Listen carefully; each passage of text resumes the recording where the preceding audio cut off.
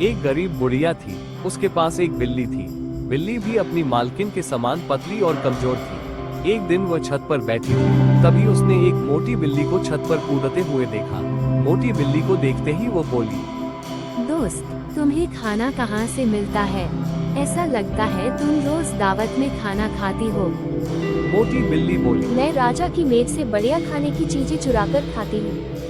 यदि तुम चाहो तो कल मेरे साथ चल सकती हो।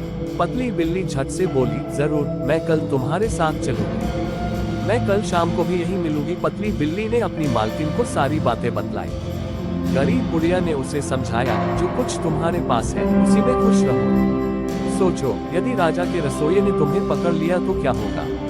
लेकिन पतली बिल्ली ने उसकी एक न सुनी। दूसरे दिन दोनों बिल्लियां राजा के महल में गईं। मोटी बिल्ली अपनी साथी बिल्लियों के साथ अक्सर दावत का खाना खराब कर देती थी। इसलिए राजा ने आदेश दिया था कि महल में कोई बिल्ली दिखी तो उसे तुरंत मार दिया जाए।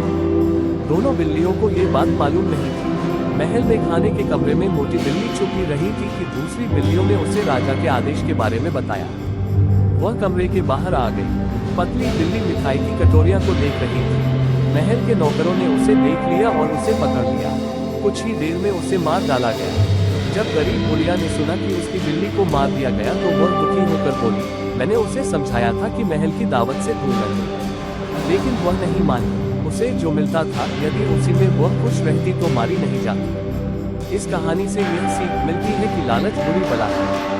ऐसी ही ज्ञानवर्धक कहानियाँ सुनने के लिए चैनल को सब्सक्राइब करें। धन्यवाद।